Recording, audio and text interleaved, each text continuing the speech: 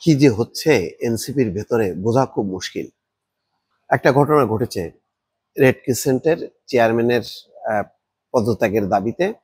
সেখানে যে মব তৈরি করা হয়েছিল সেই কারণে মুনতাসির মাহমুদকে দলের দক্ষিণাঞ্চলের সংগঠক পদ থেকে অব্যাহতি দিয়েছে জাতীয় নাগরিক পার্টি।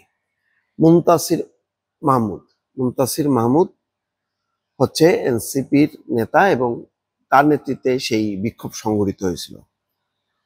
তো এবং সঙ্গে সঙ্গেই দুপুরে বিক্ষোভ করছে, বিকেলেই তাকে অব্যাহতি দেওয়া হয় এবং একই সঙ্গে রেড ক্রিসেন্টের চাকরিও তার চলে যায়। তার মানে চাকরি করতো সে, এবং চাকরিরত অবস্থায় সে রেড ক্রিসেন্টের চেয়ারম্যানের বিরুদ্ধে আওয়ামী লীগের লোকদের পুনর্বাসন করা হচ্ছে এই অভিযোগ তুলে একটা মব তৈরি করে।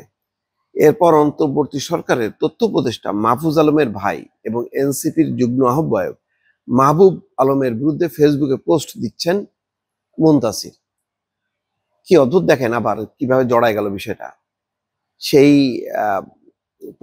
পরিচালক মাহবুব আলম, সেও আবার ওই রেড ক্রিসেন্টের পরিচালক মাহবুব আলম, তথ্য উপদেষ্টা মাহফুজ আলমের ভাই মাহবুব আলম, তার বিরুদ্ধে পোস্ট দিচ্ছেন যে তার এই চাকরি হারানোর পেছনে দায়ী হচ্ছে এই মাহবুব আলম।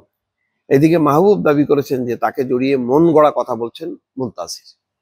মুনতাসিরকে যে এই দল থেকে অব্যাহতি দেওয়া হয়েছে ওই বিক্ষোভ করার জন্য রেড ক্রিসেন্টের ভিতরে, সেই কারণে মুনতাসির মিথ্যা অপবাদ দিচ্ছে মাহবুবকে। রেড ক্রিসেন্ট সোসাইটির chairman major general Mohammad Azizul ইসলামের বিরুদ্ধে আওয়ামী লীগ সমর্থকদের পুনর্বাসনের অভিযোগ তুলে গতকাল রোববার দুপুরে মগবাজারের সংস্থাটির কেন্দ্রীয় কার্যালয়ে ঢুকে বিক্ষোভ করে মুনতাসির। এরপর সন্ধ্যায় এনসিপি তাকে দলীয় পদ থেকে অব্যাহতি দেওয়ার সিদ্ধান্ত নেয়। রেড ক্রিসেন্ট সোসাইটিতে আসলে কি ঘটছে, মুনতাসির কেন এনসিপি থেকে অব্যাহতি পেলেন, এখন কেন তিনি উপদেষ্টা মাহফুজ আলমের ভাইকে দুষছেন, এই বিষয়ে জানতে সংশ্লিষ্ট ব্যক্তিদের সঙ্গে কথা বলেছে প্রথম আলো। তাতে জানা গেছে জুলাই গণ অভ্যুত্থানের পর দেখেন মুনতাসির রেড ক্রিসেন্টের উপপরিচালক পদে চাকরি পেয়েছিলেন।